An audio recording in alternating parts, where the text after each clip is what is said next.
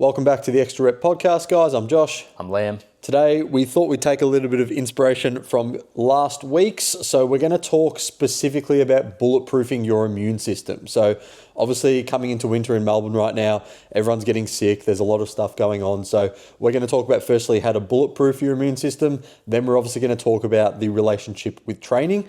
And then at the end, we're going to give you guys some supplements and some things that you can look out for, especially in your blood work, to get you in a position, I guess, where you're not getting sick all the time. So I guess the first thing to talk about, Liam, is obviously when we talk about like bulletproofing our immune system, what do we sort of mean by that? So we want to make it as strong as possible. We have a thing called a thymus gland, which is located right here, and it's right near the pec major.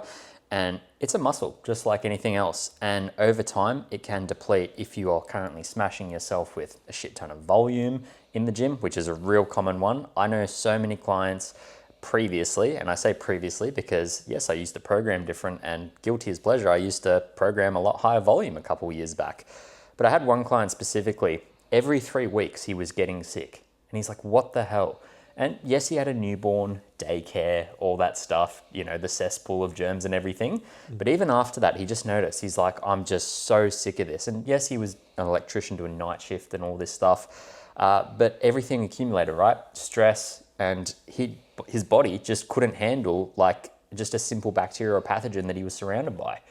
And it could have been someone from the gym, it could have been his newborn, it could have been not sleeping from work. So like anything comes into contact, your immune system is supposed to produce white blood cells and antibodies and all that stuff, and it comes into thyroid hormones we'll talk about later in the blood work stuff. But what actually happens there is you build a resilience. But as your thymus gland actually weakens, your immune system weakens, and stress accumulates, and any pathogen that comes into contact with you, bang, you get hit.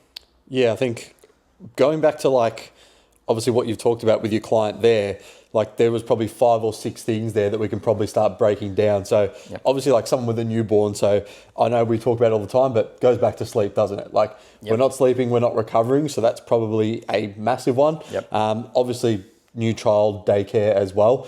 There's obviously a lot going on there in terms of germs, and it's kind of weird because it's like kids probably, you know, almost need to catch germs, need to catch diseases to, like you talked about, build up those sort of antibodies. And then obviously we'll talk about training as well. But do you want to go just a bit more into, I guess, how we create antibodies and how we're able to, you know, I guess, minimize the effects of getting sick? Yeah, gotcha. So, well, when we talk about strengthening the immune system and producing those antibodies, so mainly our thyroid conversion does that, and then also our white blood cell count. So these are things you can measure on a blood test, but a lot of people, it gets misdiagnosed. I see some people have low white blood cell count, which makes up of 5 different types. Then some people have high white blood cell counts, showing that there's chronic inflammation or infection.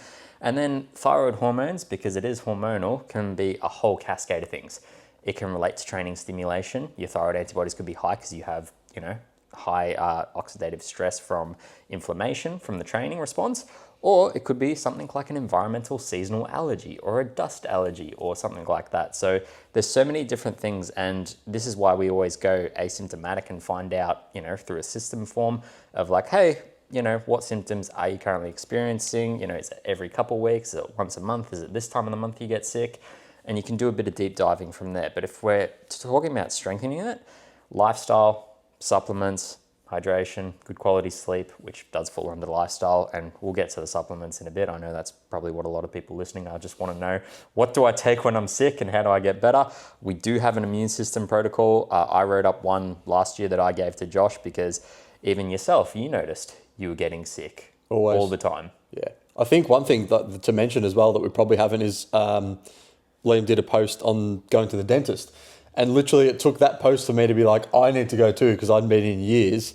And then I was like, there was all sorts of stuff wrong. Nothing crazy, just need a couple of fillings and fix up some stuff. But probably last maybe 6 months to a year, I've been getting really sick all of the time. And that's why I've got an infrared sauna and been really looking at all this. But I was talking to the dentist and she was basically like, I could strongly believe that a major contributor would be coming from your teeth, especially like the one, I've got one in the back that just needs to be filled like a lot. And she's like, I guarantee you like all vitamins, minerals that's going into that sort of like black hole. So she's like, until we patch that, your body can't fight off, the infection if it's worried about an infection that's already, through your mouth and through your saliva, which I thought was really interesting and something that people don't realize. Yep, the oral microbiome. A lot of people don't realize, like, our teeth tell us a lot of things. It links to a lot of meridians in our body. It links to our gut, because think about it, right? The oral microbiome goes straight into the gut microbiome. Where do we start to eat our food? Up here. Saliva is the first thing that breaks down and absorbs the nutrients, then it goes straight into the stomach acid. So a tip for you, I'll give you this one live, and then all the people listening, if you're worried about bacteria build-up there, sometimes brushing it and flossing just ain't gonna cut it. What you can do is you can get colloidal silver, and it's cheap, it's really good binder, just gets rid of a whole bunch of shit. What you can do is get a tablespoon, just put it in your mouth, swish it around your mouth, and then just spit it out. Do that once or twice a day after brushing your teeth, and all the bad bacterial buildup just helps get rid of it. Yeah, I think obviously, like, your basic stuff, like, tongue scraper. They gave me like a mousse to put on my teeth as well, which was basically just help with more, probably not so much the bacterial stuff. I think it'd be more the stuff in relation to actually your teeth and sensitivity and keeping strong gums. And she mentioned something about calcium as well, because long story short, I got fluoride patches on the teeth when I had pneumonia when I was younger. So that's something that as well that, there's probably, like I said, a loss of calcium there, which is quite interesting. So she was like, generally people with, like sort of bad teeth or whatever, it's like not much calcium or not much magnesium. And she finds those two are really, really sort of critical, especially when infections start, like I said, from the mouth. And there's a real easy way to fix it, and it is in the immune protocol. It's supplementing with vitamin DK2. Helps absorb calcium and actually gets it out of things like the plaque, because, I'm sorry, not the plaque, the arteries where plaque builds up. Because if you aren't absorbing calcium, what happens? It converts to plaque and starts storing, which can be risk for a lot of things. Yes, it can affect the immune system. Yes, it can affect the heart. And a lot of people notice they have plaquing on the back of their teeth and they constantly get it. Usually it's a result of biofilms and negative gram bacteria. And that's a whole nother podcast in terms of fixing that, because it is different with everyone. But yeah, honestly, vitamin DK2. Interesting. So I think, like, we'll obviously talk, I just want to dive a bit more back into training and like training stimulus before we sort of, go down the supplement route, because everyone's going to be like, oh, okay, that's fine. What's the supplement? What's the easiest fix? But if you don't fix these lifestyle factors first, if you aren't sleeping well, having good nutrition, looking after your micronutrition, and obviously training effectively, then that's going to go down the route. Just a quick side tangent. Why is it that so many people generally get sick going into winter as opposed to summer? I would actually say it's less vitamin D. Yeah. And also less sweating, because you sweat a lot in summer, and this is why we go to the infrared sauna, because the infrared light's so good. It helps with melatonin production, which is a powerful antioxidant in the body, which does clean up the immune system. But sweating really helps detoxify the body and sweat out certain toxins. We sweat a lot less in winter. Yeah. I think that's the reason why I got the infrared sauna as well, like obviously from a lifestyle standpoint of being able to chill out and read a book. But then obviously, like I said, from the sickness standpoint, so it's that double whammy there, and I'd say it's already paid for itself. But we'll go back to, like I said, training volume. So I guess with training volume, it's hard because everyone's going to be different with training volume, right? You can put a certain amount of parameters of sets per week and things like that, but there are going to be people who, like I said, might have a newborn and an extremely stressful job at work, and then it might be someone who has absolutely nothing to worry about and they're always less stressed and happy, living at home with mum and dad, and they're just chilling, living the life. So what would sort of be the differences between the two, I guess? Exactly what you mentioned, managing volume. I mean, lifestyle factors obviously come into play, but yeah, managing volume, like if you're doing too much excess volume, it is taking a tax on your recovery. And if you're under-recovered, then you're immune compromised. And then also if you're going to a place like the gym where, let's face it, people selfishly train when they're coughing, they're sniffling, they're sick, and I see it all the time. And, you should be heightened there, especially when people are sweating. But yeah, that's really it. It's a management of volume. Yeah, interesting.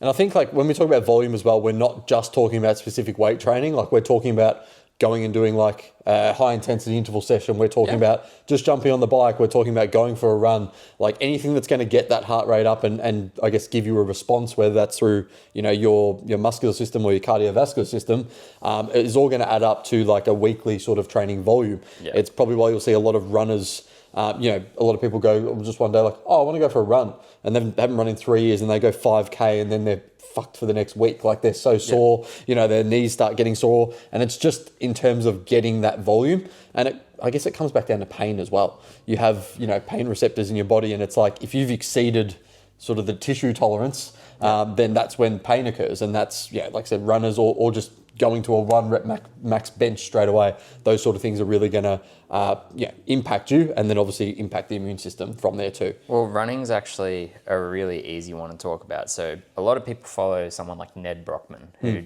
did like all these crazy runs and stuff like that.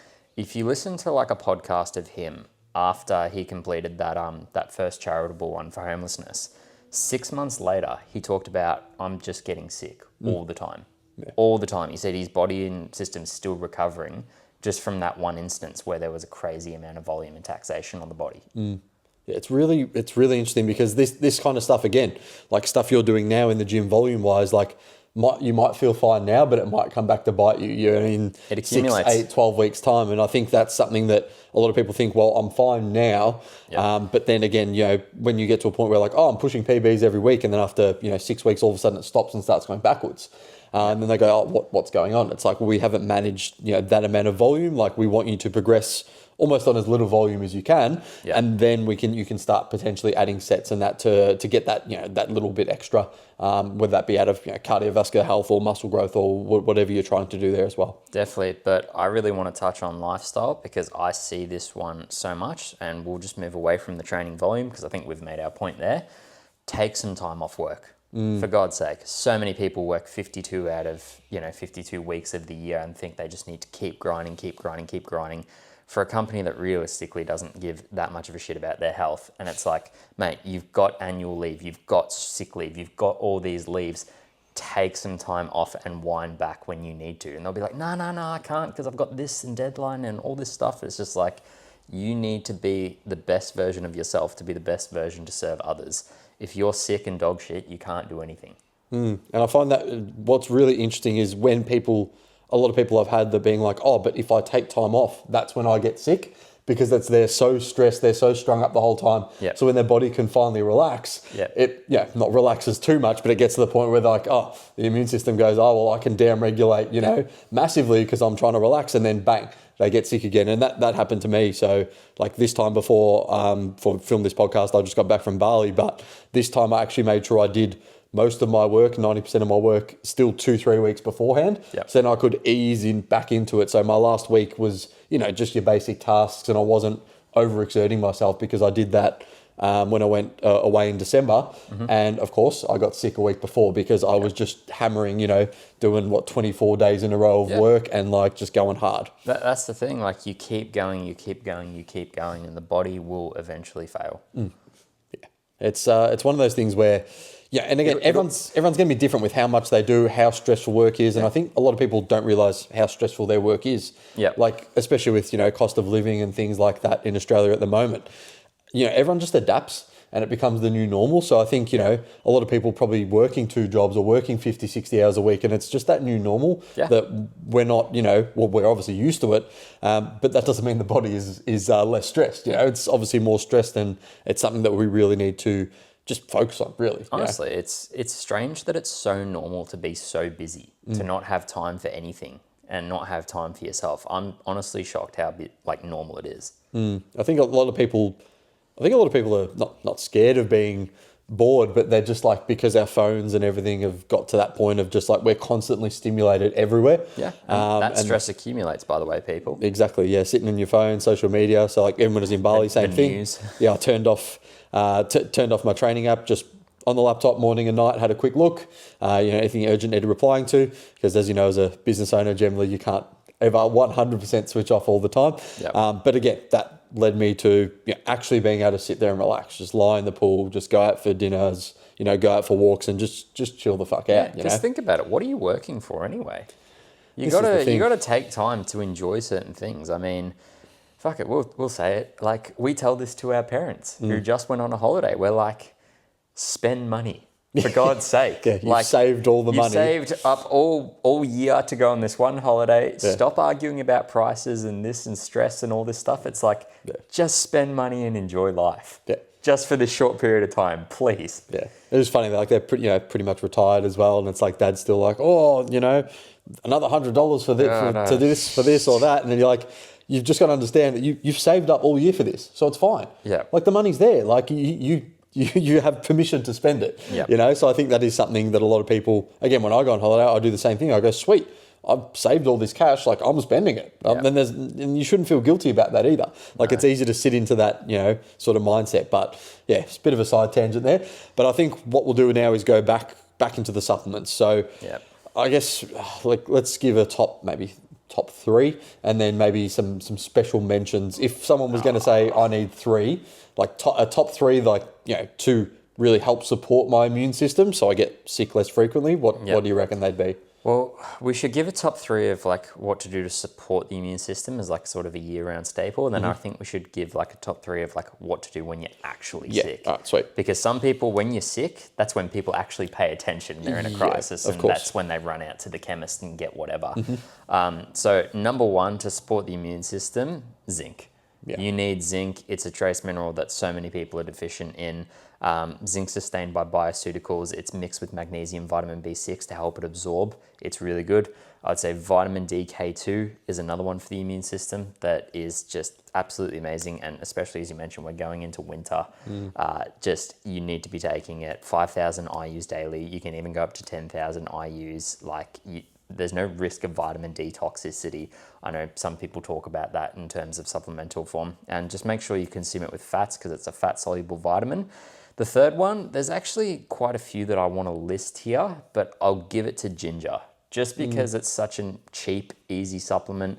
It's not necessarily even a supplement. I guess it's a food. Yeah. You can just get it in a powder and just get some boiling water and make it into a tea. Really good anti-inflammatory, really good for the digestive health. And I mean, it's very similar to bone broth. Bone broth was one that I would have chucked in there because of the minerals and everything. But yeah, bone broth and ginger, just something hot to drink. Yeah, take perfect. it. I think it's like, even going back to vitamin D, like if you don't live in Melbourne like us, like just getting out, getting as much vitamin D as you can, there won't be as much need to take the vitamin DK2 supplement, but getting into winter, like it starts to become probably a lot more important for us.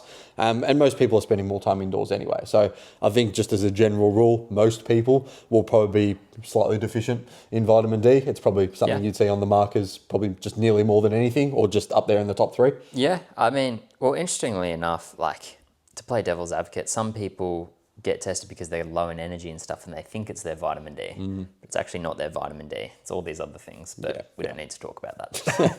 Not in this one anyway. Not in this one. All right, so if we're sick, what are your top 3 to get you going straight away? So once you're sick, N-acetylcysteine is absolutely amazing. NAC, you can take, I've even seen high doses up to 5,000 milligrams, like for people, for example, a standard dose is 600 milligrams. What that does is it's the precursor to glutathione, which is the body's master antioxidant. So if you've got something in there, it'll help flush it out and it will support the liver. Next, our favorite, liposomal vitamin C. An absolute staple. It's not something you need to take year round, but when you're sick, it is an absolute lifesaver. Can you explain why, if say someone's like, oh, why do I need the liposomal one? Why can't I just take a vitamin C or chew a tablet? So absorbic acid vitamin C, you pee it out pretty much. It's a water-soluble vitamin. A lot of people just take vitamin C and don't realize they're not even absorbing it properly and it's just going out. Liposomal vitamin C crosses the blood-brain barrier and you absorb it straight into your glands under your tongue. Doesn't break down in stomach acid or anything like that, so it goes straight into the system. Interesting. Would you say if someone was going to get vitamin C from say oranges or something like that, is there anything you'd pair that with to increase the absorption, if that makes sense? No, you'd actually get, if you're taking it in oranges and drinking orange juice, you've got enough fiber and the rest of the nutrients to actually absorb it. Yeah, cool, sweet. Last one, what would you recommend? Last one, in an absolute state of crisis, I would actually say curcumin. Yeah, interesting. Yeah. Because very anti-inflammatory. Well, not only anti-inflammatory, but pro-circulation. So when, we are sick, the body doesn't circulate as much. A lot of people notice they shiver, they're cold, their body temperature, their hands and feet go cold. We want as much circulation as possible. And the last thing you feel like doing when you're sick is going for a walk and moving. So I would say curcumin for the circulation. Yeah, interesting. I would like to add, probably a lot of people use it in Australia, but just your general Armour Force is quite good as well. Which is by Bioceuticals, by the way. Yeah, so Bioceuticals Armour Force. If I ever feel myself slightly being sick, I'm jumping straight into the infrared sauna, double dosing liposomal C and double dosing some Armour Force. And then, if I can get some ginger in my meals and things like that as well, or any extra vitamin C, like I'll be absolutely smashing it, because generally speaking, if you feel it, like you feel that tiny bit of, sore throat or a tiny bit of something, I think the take home message is to get ahead of it. And not wait till the next morning to see how you feel. Like just take the stuff if you have it. Recommend just having it in the cupboard year round, and you'll find that will make a big difference in terms of, not only getting sick less, but just your immune system from a general perspective of, not getting to that point where you always feel sick. But I think if you've got, you're always getting sick, you're taking these supplements, things aren't working, that's when, like I said, I'd recommend obviously jumping into Liam's page and having a look at your blood work, because obviously there's probably some deeper things going down there, different minerals, different vitamins that aren't happening, it could be stress, could be a lot of different things, but sometimes you will have to go down that rabbit hole if you feel like you aren't getting, any help or any solution. And like I said, just keep being sick even after all these things that we've talked about. Definitely. You need to find the root cause, could be the Epstein-Barr virus that, literally 98% of the population has. It just stays in remission. But a catastrophic event like, some stress event or just some pathogen that came from an infection can reactivate it. And then you're like, why am I sick and tired all the time? It's like you can identify it in blood work and it can help. Yeah, for sure. I think that's it for today, guys.